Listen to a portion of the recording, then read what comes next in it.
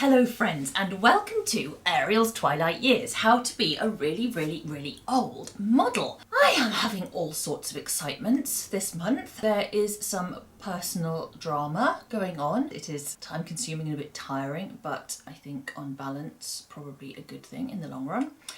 And my book promotion has continued. I just did my first book club, which was really exciting, for Gillian Keenan's Kinking Out Loud, which is also a YouTube channel. And I went on television. I get emails from people with all sorts of sexual identities, some of them very rare, and I get to put their fantasies on screen, and it feels like such a privilege because they trust me with such personal information. And having felt so guilty about my own sexuality in the past, being able to give someone a video that basically tells them their sexuality is okay, it feels like just about the most powerful and valuable thing I can really do. Especially if they're not harming anyone, do you know what I mean? Like, yeah. Isn't that what it's about? And consent. My experience of being interviewed over and over again over the last couple of months has made me want to address some of the more hostile questions that people, journalists especially, could ask. Actually, I think I had a very easy ride, at least so far. I didn't have a lot of hostile questions thrown at me, but I wanted to have some practice, so I asked Twitter to send in the most hostile questions they could think of about either BDSM or sex work or both, and I said I would have a go at answering them here. If you have answers that you think would contribute to my own, or if you have answers which you think are better or different from mine, please do comment below. So let's get started. 1. What will you do when you get too old? This used to be something that worried me quite a lot, because there's a general perception that models and women generally have a shelf life that ends at around 30 or possibly even younger. As it happens, as a professional model, that has not been my experience at all. As I've got older, year by year, I've got more and more successful and popular. So I no longer think that I will need a job that isn't modelling, because I think, and barring disaster, I will be able to carry on doing this job all the way through to retirement age. The work will change, the sort of customers I get will change, but that's fine. I think this question often is really about what can you possibly do with your life when you've already wrecked your reputation the way you have from doing sex work. And I don't think that's true either. It's possibly true that I wouldn't be allowed to go and work as a primary school teacher, for example, but having done 20 years plus of self-employment, there's no reason why I would want to be employed. I would clearly, as most of us would, if we've been self-employed and we know how it works, if I was going to choose another job in the future, I would choose another self-employed role where being vetted by a prospective employer would not be relevant.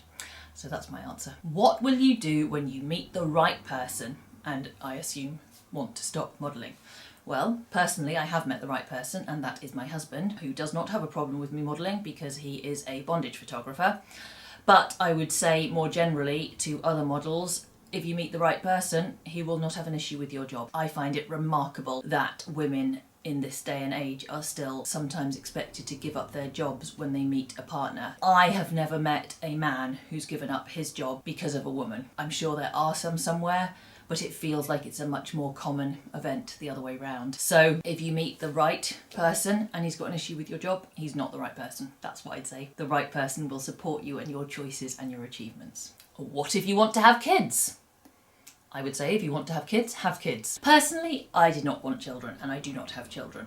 I know many pornographers who have successfully brought up children. It's not insurmountable. But I don't want to be flippant about this. Clearly there is an issue with shooting porn in a house where you have a child, because either you need to tell them what's going on, and doing that in an age-appropriate way might present some difficulties, or you have to choose to keep it secret from them, which also doesn't seem particularly ideal in the long run. So I can't comment as a parent, but I can comment as an aunt who had young nieces and nephews who are now grown up, and I tried not to let them see too much of my work, but I always answered their questions honestly, so they knew from when they were quite young that some of my work was nude, and they saw artistic nude pictures of me before they were 18. And I remember one of them at around 14 asking what my husband's website actually was. And I gave her what I hope was an age-appropriate answer. I said it was like the magazines that boys at her school probably bought, things like Zoo and Nuts at the time,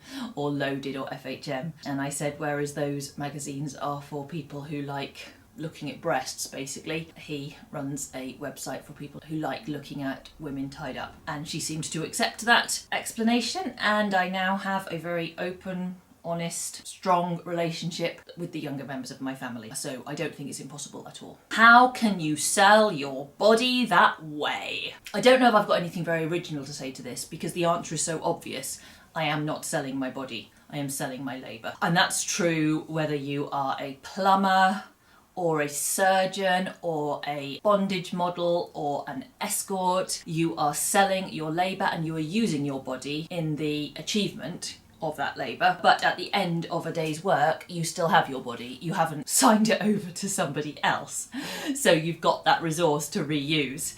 And so I just think that's a completely nonsensical question. I'm not selling my body. No one, unless they're doing a legal organ donation, is selling their body by working with their body. Aren't you promoting violence against women? No. Apart from anything else, first of all, I would say I'm not promoting anything. I do not have an evangelical role. It's not my job to try to get people who've never done BDSM, have never wanted to do BDSM, to do BDSM. The only thing I'm promoting is myself. When it comes to whether BDSM is violence against women, first of all, it's not specifically against women. The BDSM genre covers female submission and male submission, female dominance and male dominance. So if what it depicts is violence against anyone, it's violence against all genders. But the fact is, we don't call physical activity that's consensual violence. We don't call rugby violence.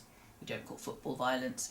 We maybe call boxing violence, but I don't think that would be very fair if we did. I certainly wouldn't call it that, because it's within a consensual context, and therefore BDSM, it's not violence either. Because without consent, so many physical activities are violent.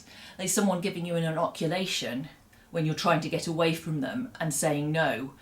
Well, that would be violence, but we don't call it that when it's within the framework of consent. Aren't you glorifying sex trafficking? No. Unless you are doing sex trafficking and advertising it, which I doubt anyone really is. I mean, again, I don't think I'm glorifying anything. I am depicting my own sexual identity. And unless you are taking part in sex trafficking, working as an adult model is nothing to do with sex trafficking. So I've been modelling for 20 years, and I think twice in that time, of all the thousands of people I've met, twice I have suspected that the model I met was maybe experiencing some level of coercion from a partner. And I'm not even sure I was right about that, honestly.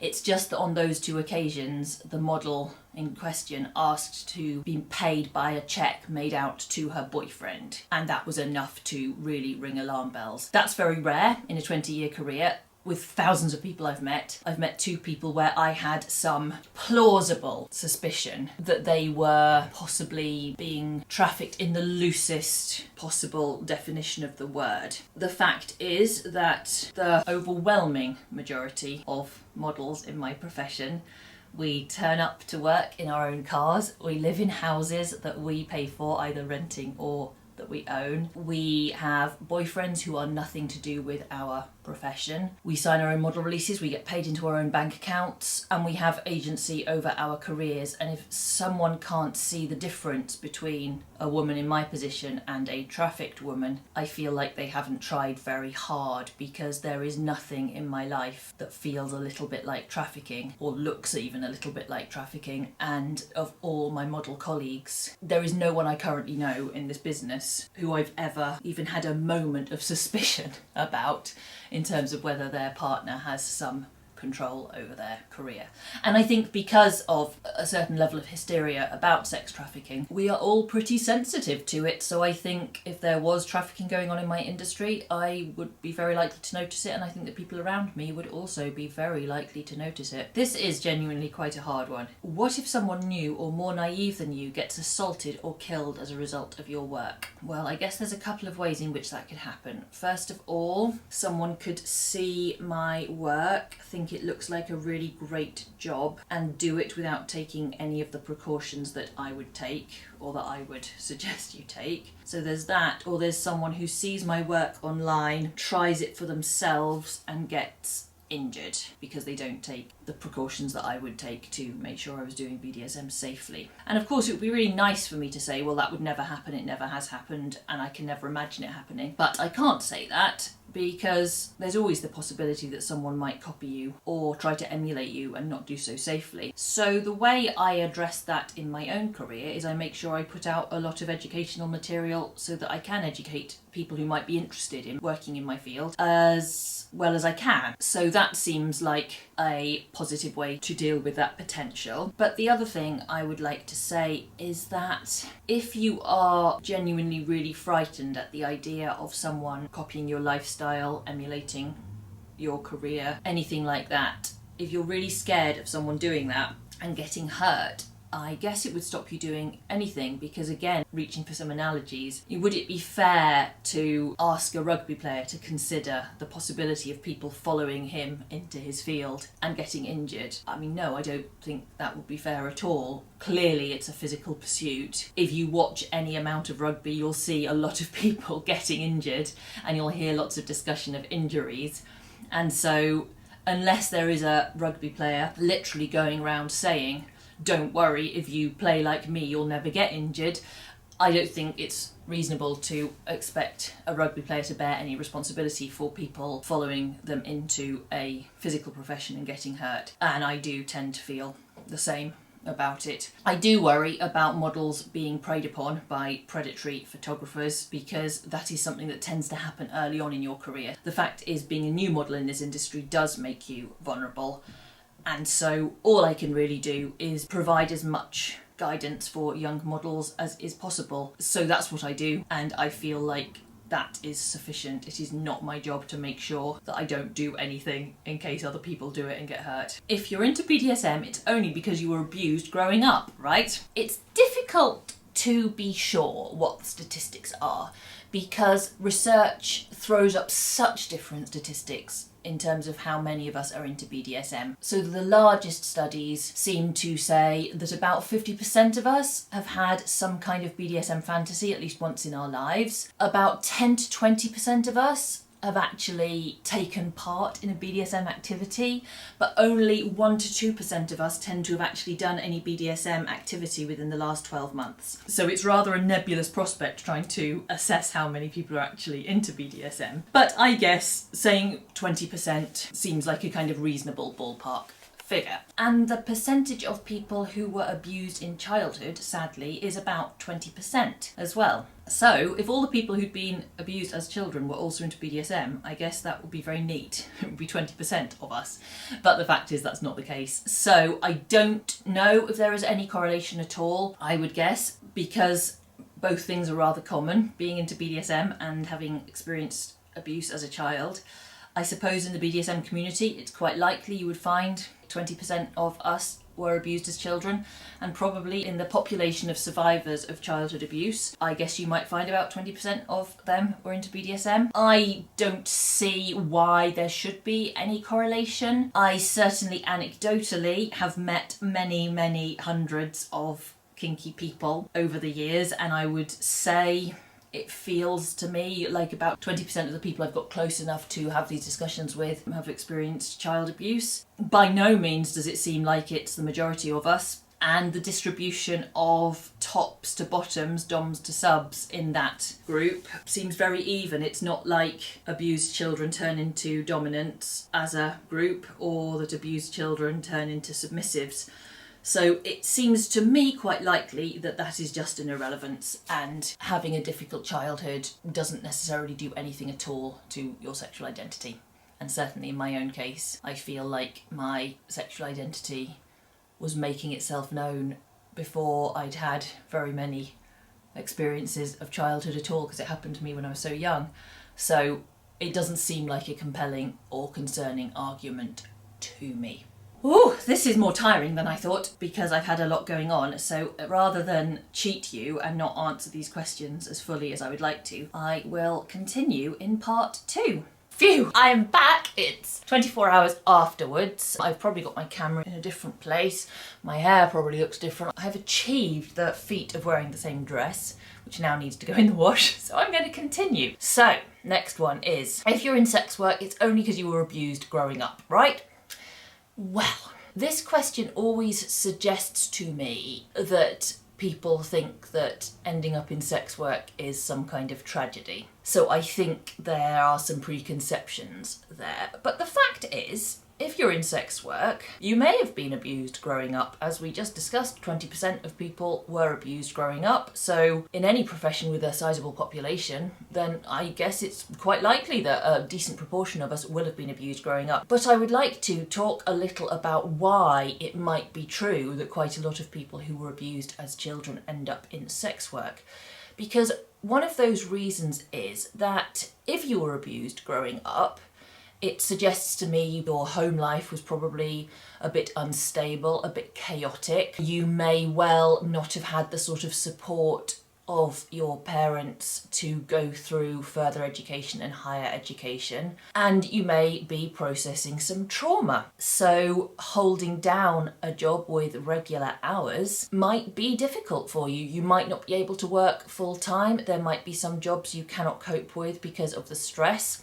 So actually, what I would like to say, which is probably a very controversial opinion, but certainly true for me, sex work might well be a really positive environment for you for the following reasons. For women, without much in the way of formal qualifications, sex work is one of the ways that you can make a decent amount of money. Not everyone achieves that, but quite a lot of people do manage to make more than they would make doing another job that they would be qualified for if they don't have a whole lot of further/higher education. In a society where the odds are somewhat counted against you, if you come from a unsupportive, potentially abusive or neglectful family, jobs where you can start with few resources in terms of investment can be a really great way to get yourself out of a horrible situation. So for sex work, setting yourself up, for example, like I did, as a fetish model,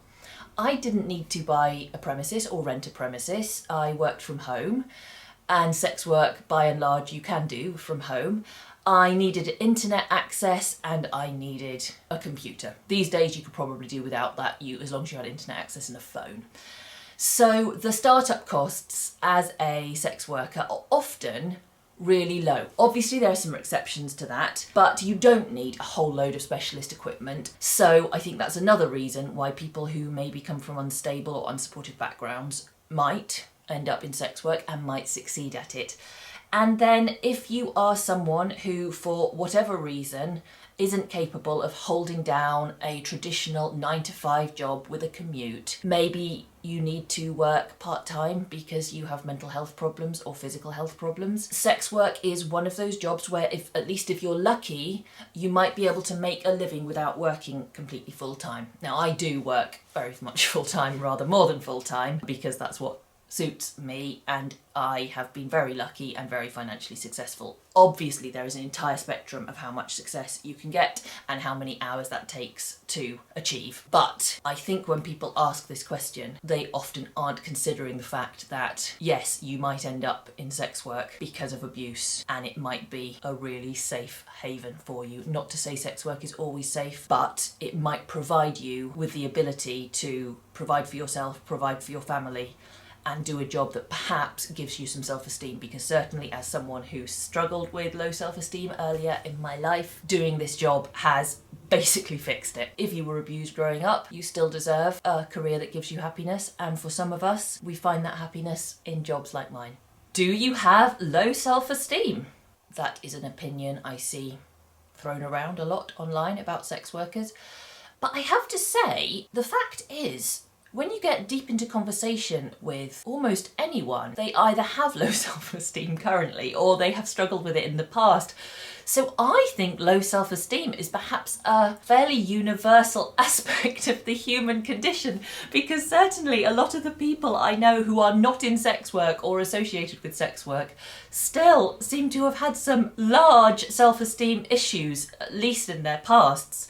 So The answer to this question, when it comes to me, is no, I don't have low self-esteem now, but yes, I did have low self-esteem when I was younger. For me, modelling has helped me a great deal because the amount of affirmation I get from strangers has, for example, been enough to stop me feeling like I'm ugly, which is something I used to think. My low self-esteem largely came from an adult with whom I'd had a close relationship during my childhood, who used the word ugly about me, called me stupid quite often, called me lazy, and called me dirty. Now, those four things created quite low self-esteem in me because I thought they were true. The way I dealt with the stupid accusation was to do a suite of IQ tests and show myself that my IQ, for all the faults of the IQ test, my IQ is high and it stopped me worrying. I wash a lot, so I don't feel dirty. I work very hard. I run 3 businesses. So eventually, as a result of doing all that for 20 years, I felt like, no, from an objective measure, I'm not lazy. And the way I fixed the feeling that I had that I was ugly is through modelling. Now, that wouldn't work for everyone. I know some models with low self-esteem who find modelling can add to their self-esteem issues because they're highly critical of the pictures they see of themselves,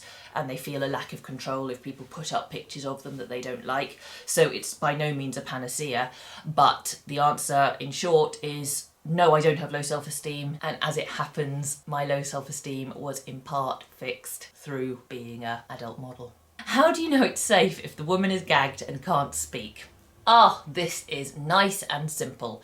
The fact is that mostly, if someone's wearing a gag, they can still speak. Most gags are pretty easy to speak around. So a typical ball gag, for example, you can basically carry on talking. It's a bit harder to understand what someone is saying, but you are definitely going to be able to tell if what they're saying is, no, let me out. The finer details of what they're saying might be lost, but you are not going to struggle to communicate basic, important ideas like let me out or I can't breathe. That's the case for most commercial gags, bit gags, cleave gags, ring gags. It's surprising how much noise you can make through a gag, and it's surprising how many words you can still form, even though, of course, in mainstream movies, if we see someone gagged with a piece of tape or a strip of cloth, they can't make any noise at all.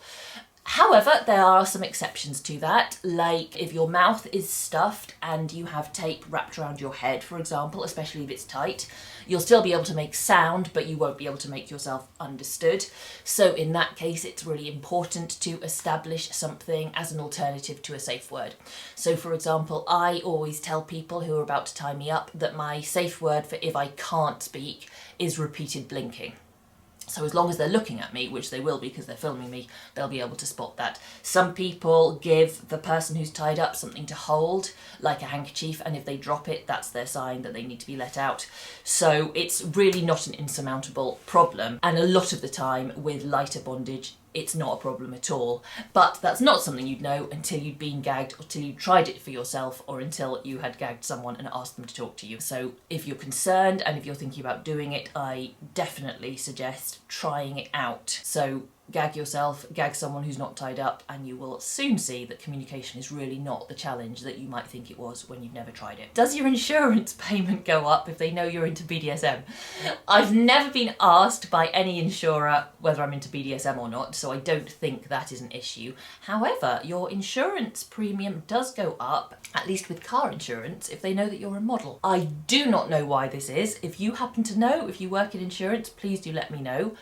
The only clue I have as to why this is that insurers have sometimes asked me if I ever have famous people in my car. So I think it might be that car insurers simply believe that if you're a model, you are likely to be transporting famous people around. So I don't know what insurers' attitudes to specifically kinky people are, but I certainly know being a model can make things difficult, and I have had insurance declined. Only car insurance, but I've had car insurers decline to insure me specifically because of my job, which troubles me, but at least I'm aware that if I was a fashion model I would have the same problem. If I was an artistic nude model I'd have the same problem. So it's not about the specific content I'm shooting, it's about the job of being a model generally, and I don't know why. Doesn't the industry attract predators? If so, how do you deal with them?